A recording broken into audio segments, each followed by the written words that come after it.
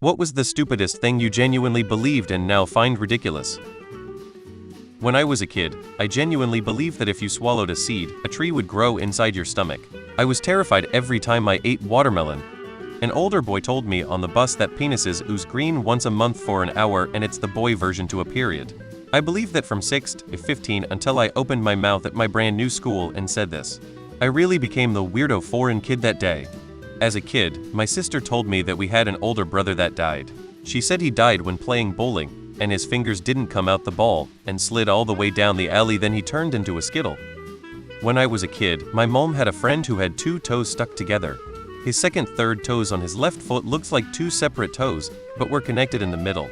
One day, I asked him why his toes were like that. He said it was because he was from Missouri. Sometime later, I was playing with a friend whose parents were in the same friend group. She noticed the guy's stuck toes, wondered why they were stuck together, so I told her it was because he was from Missouri. Years later as an adult, I had completely forgotten about this. Then we were somewhere.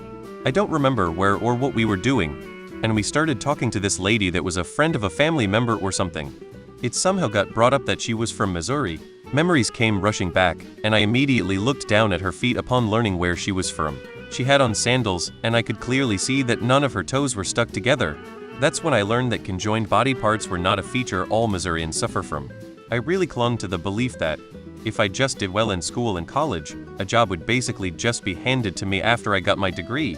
Reality did not comply. Swallowing gum would accumulate. That flat earthers were just people trolling, because how could anyone seriously believe something so demonstrably false? Turns out people will believe anything it seems. I used to believe that the moon followed me everywhere I went. I'd look out the car window and be amazed that it was chasing us. When I was 12, my grandmother had 2 goldfish that she loved dearly. On sunny days, she'd put their tank on the porch so they could sunbathe lol. One day she put them out there and forgot about them. A storm hit and one of the fish died. Next time I came by, there were 3 fish. She told me lightning had struck one, turning it into 2 fish, so now she had 3. I believed this until I was 16. Thought that drinking milk would make me taller. I'm still short ass. When I was little, I thought all Mexican women looks like Frida Kahlo. Sorry. I thought clouds were actually solid, like you could stand on them. My sister told me all the vitamins in bread were in the crust. I believed her for years. Then one day I just went, wait, what? The 5-second rule when food falls down on the floor. Was convinced teachers lived in the school lol. As a kid I was told if you pressed the crosswalk button multiple times it reset the timer and yeah, I'd have to wait longer. I didn't realize until I was almost 18 that that was definitely a lie, and my mom just wanted me to stop pushing the button so much. I thought that babies came out a woman's butt thanks to an older cousin telling me that. Thanks Tammy. That the hyperdimensional interplay between spacetime continuums and quantum entanglements precipitates a nonlinear flux in the temporal vector fields, wherein the multidimensional manifold undergoes recursive iterations of transdimensional bifurcations.